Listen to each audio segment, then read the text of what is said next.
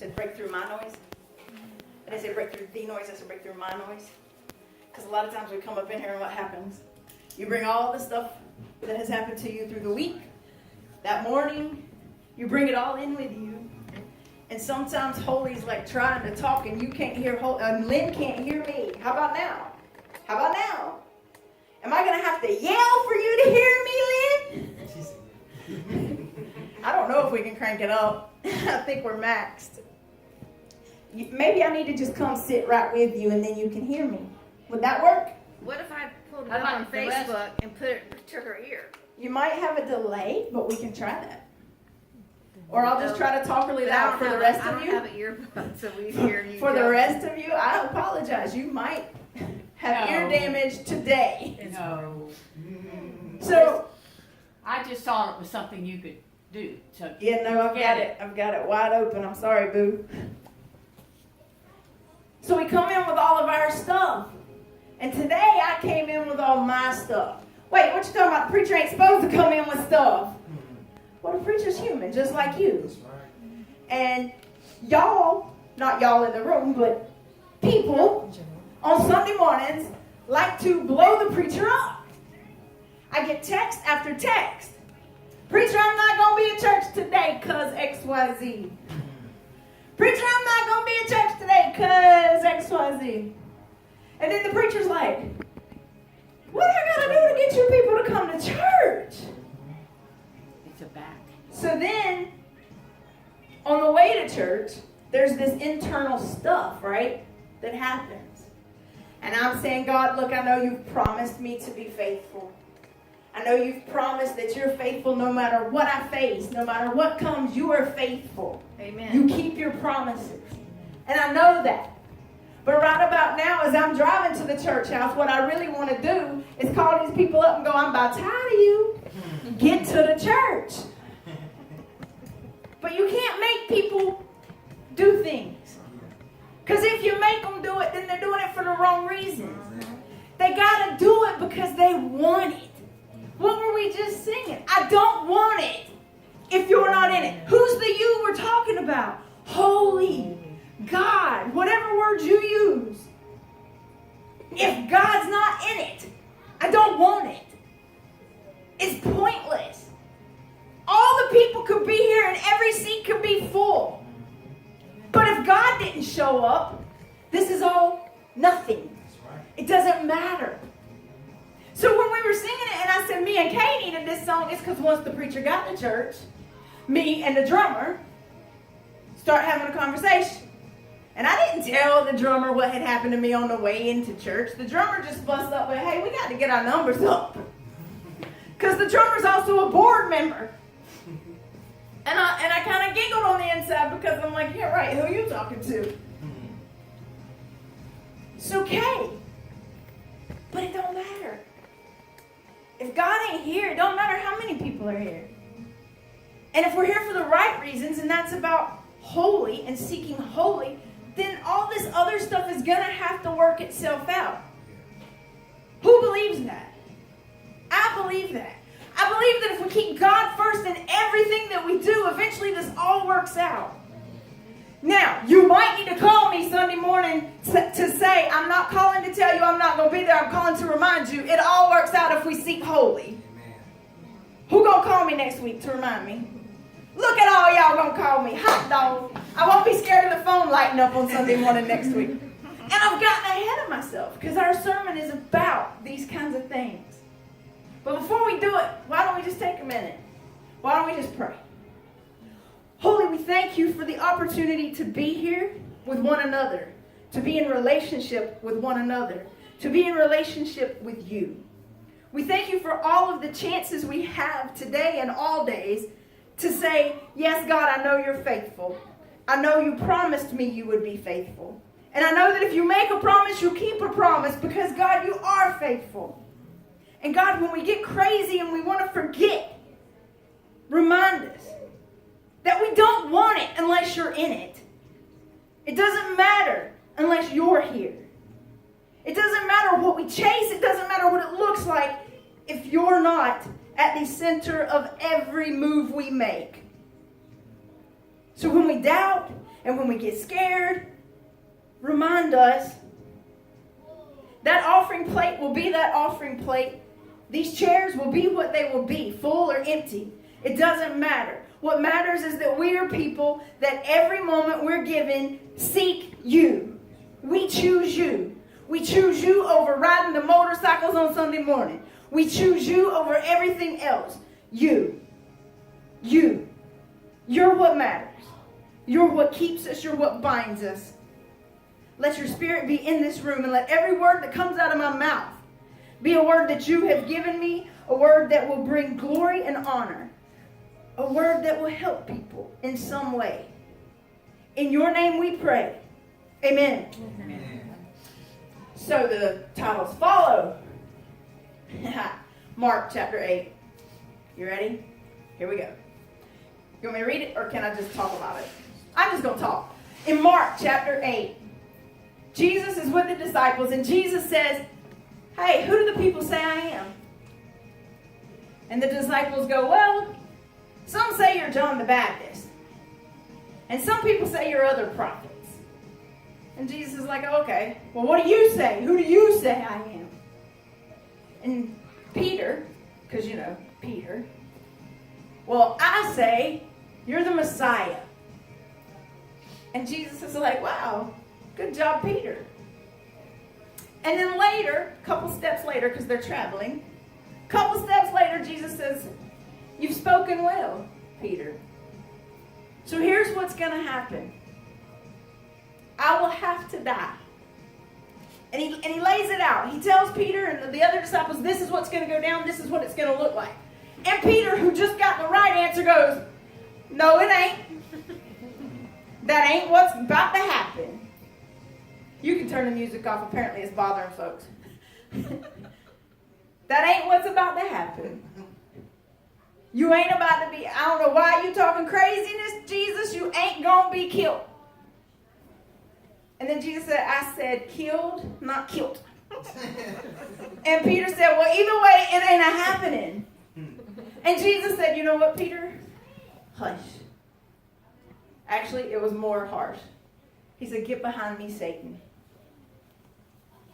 Basically, Peter, you've done went from having the right answer to having the wrong answer. I'm going to need you to shh. I'm going to need you to be quiet. You're shaking the faith of those around you. You're making them doubt. Shortly after that, he launches into this speech about what it means to follow. And I'm going to read that part because I don't want to get it wrong. Where are you? This is Mark chapter 8, and this is going to begin in verse 35.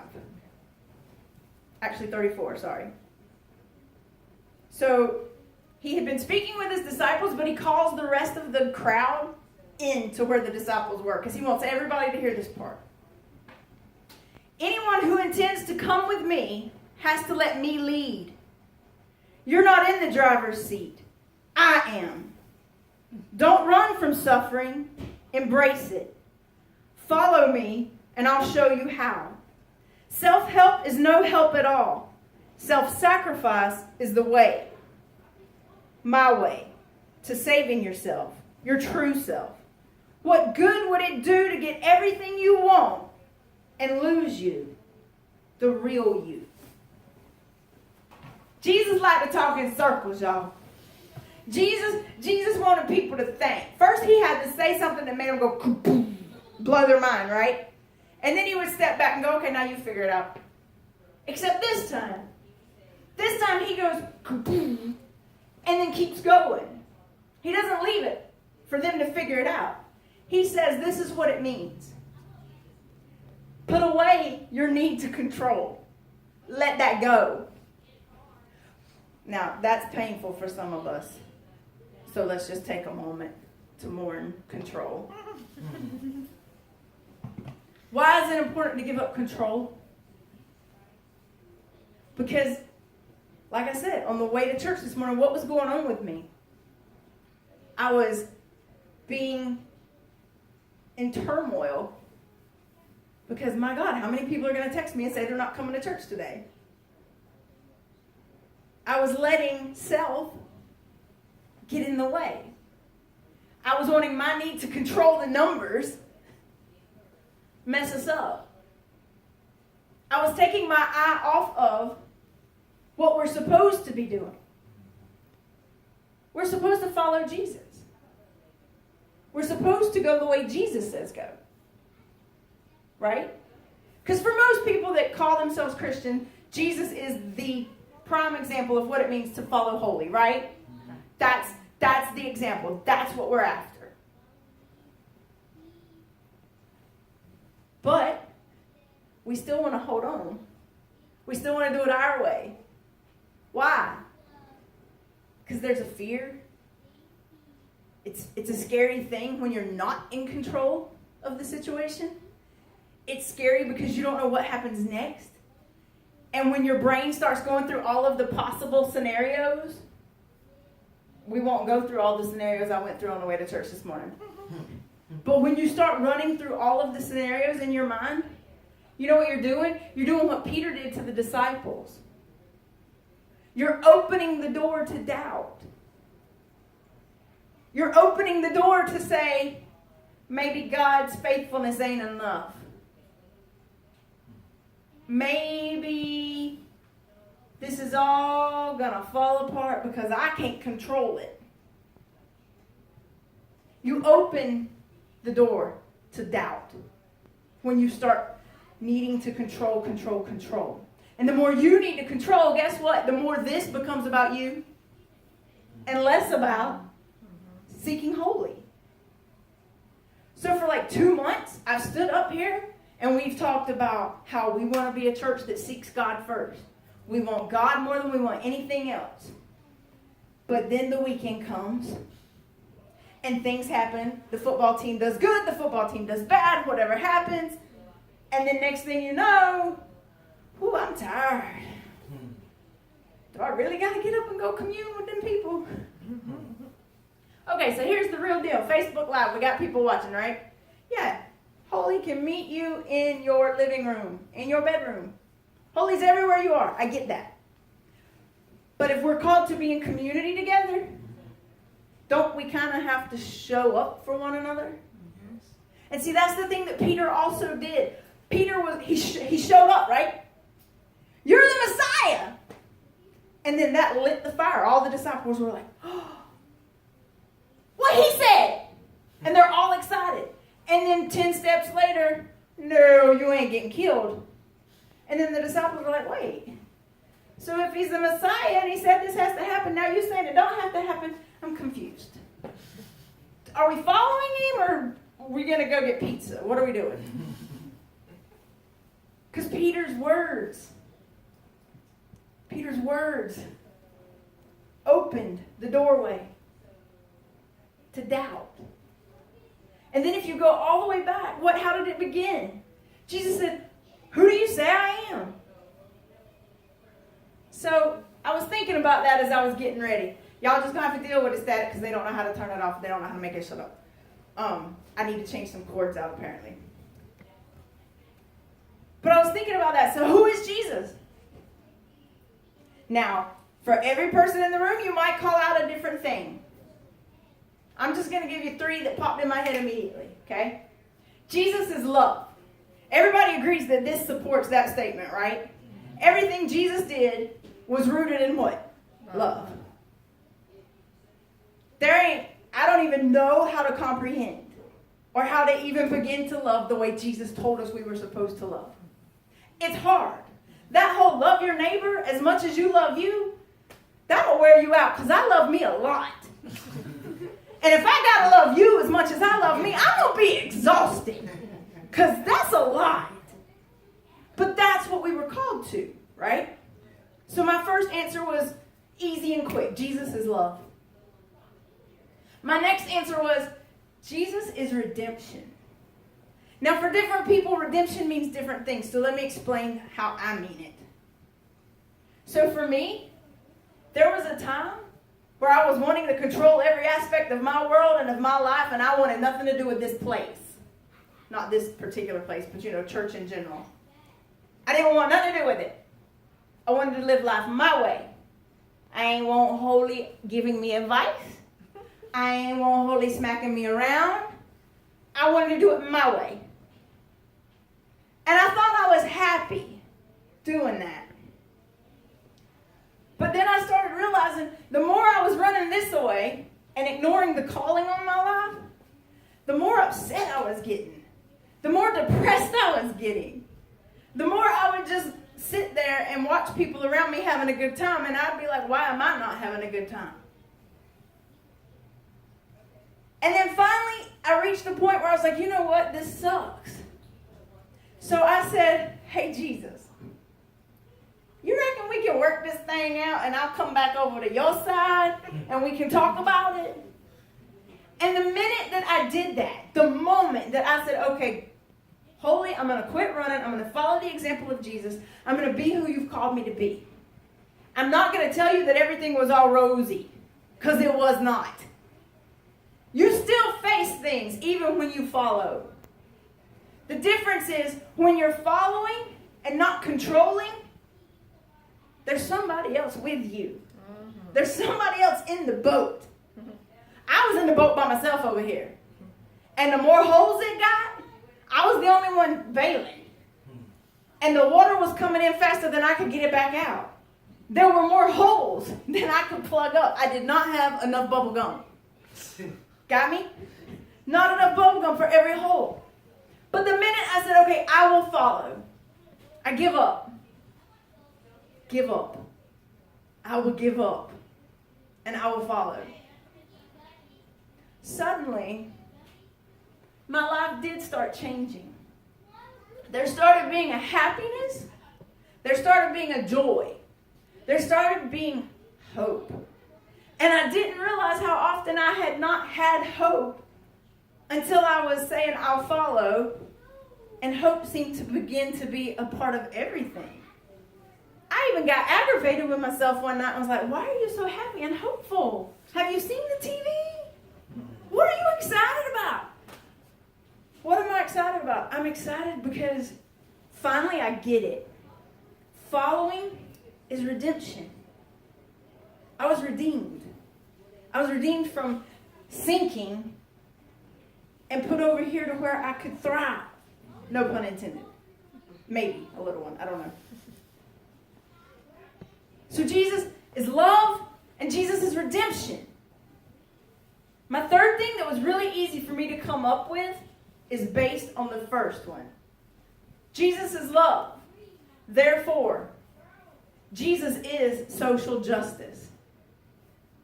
Now, see, some people cringe. We ain't supposed to talk about that in church. We ain't supposed to talk about it.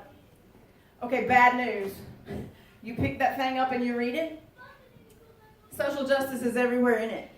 God is a God that delivered people. Jesus carried that message forward. Jesus reminded them, Yahweh delivered you. Yahweh brought you up out of slavery. Love can do the same thing because love is Yahweh's greatest command. This whole thing is about delivering people from oppressive situations. So when people tell you you can't, no politics in church. Have you read it? It is political. Why? Jesus lived in what time period? The Roman Empire. Rome was destroying everything. They didn't think they were destroying it. They thought they were making it better. They thought they were bringing systems of justice and systems of peace everywhere they went.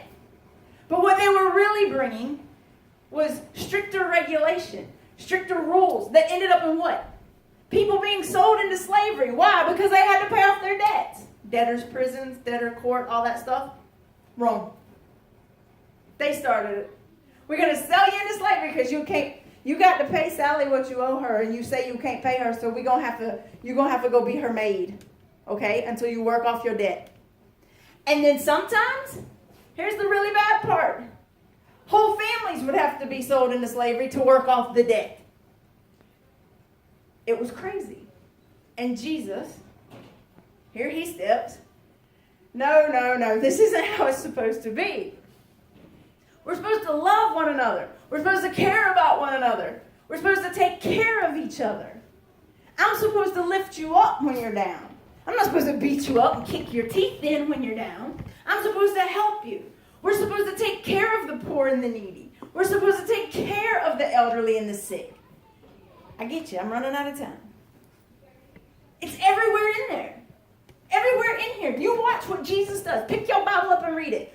Read it. Pay attention. When Jesus is moving and Jesus is doing, what is Jesus doing? Loving people and social justice.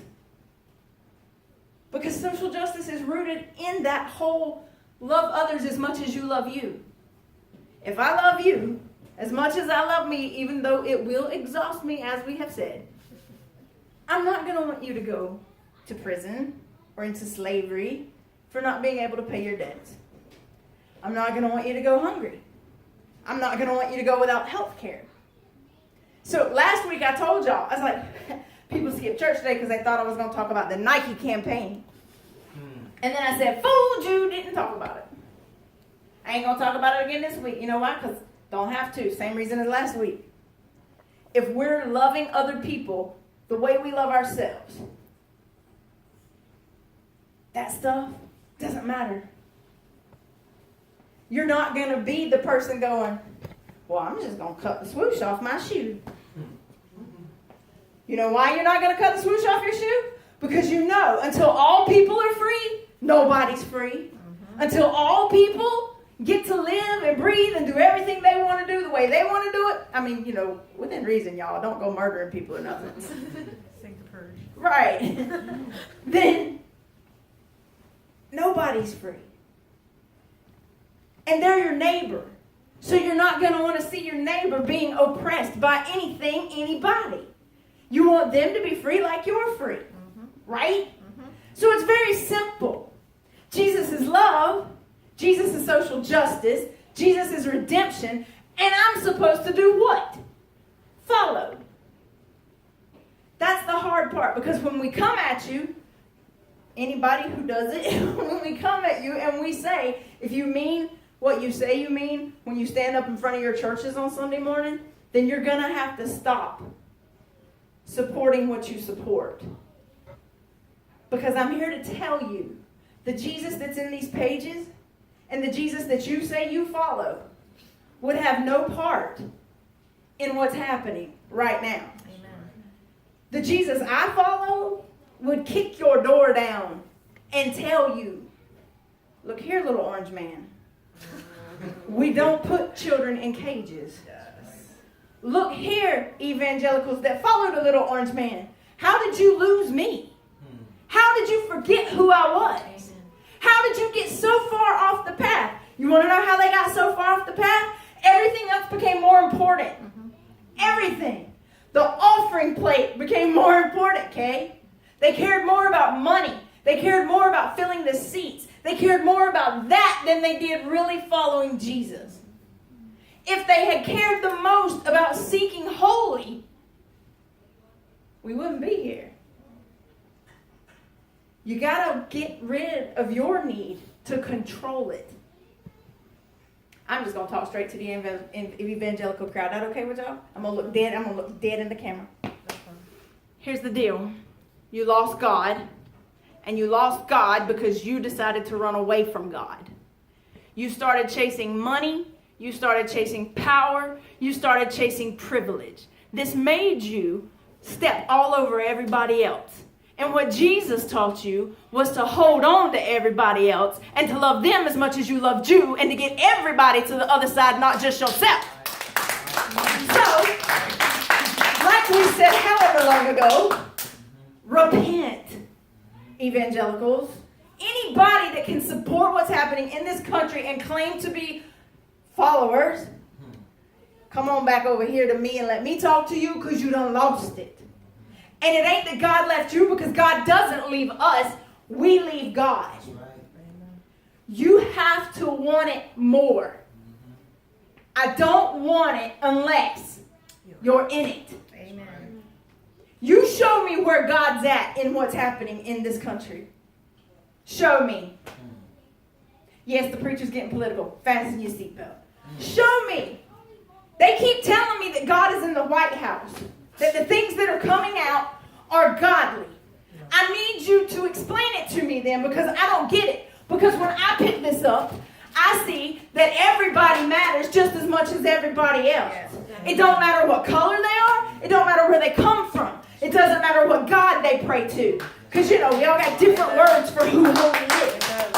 In here, everybody is free. That's what it's supposed to be about. We've taken it and we've turned it into only my kind. Y'all, I'm way off track today, I know. I came in with like 3 things in my head and we went all over the place, and I'm sorry, but maybe it's because we have to. Maybe this is something we needed to talk about. Maybe I've been too quiet about it.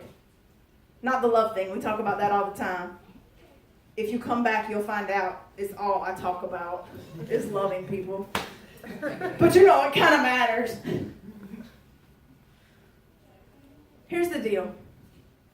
And I warned somebody before church, if you feel offended today, have a talk with yourself. Here it come, boo.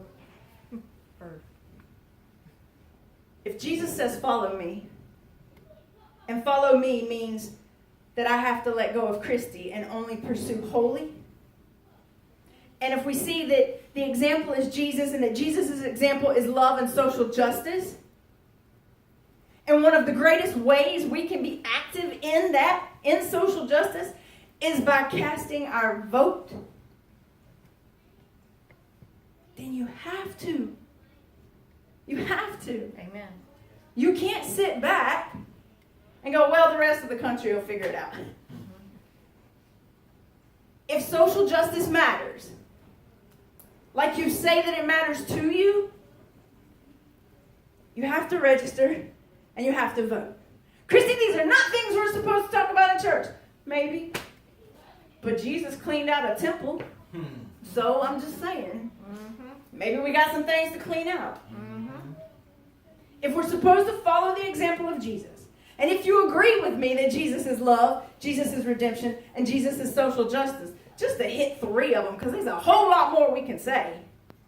If you agree with me, then am I on the right track? Doesn't it matter? It matters how I vote. It matters how I live. It matters how I spend my money. It matters what gets my time. Yes. Why? Because I'm supposed to be following, not leading. Now you get put in a leadership position, you're allowed to lead. But you're supposed to follow holy. And when you are in that leadership position, every decision you make, oh God, here we go again. Here we come at the White House. Every decision you make, if you claim to be a follower, should reflect that love, that commitment to justice, that commitment to making sure that all people are whole, all people are loved, all people are cared for. That's who Jesus is. And that's who we follow. And if you're with me, say, Amen. Thank you.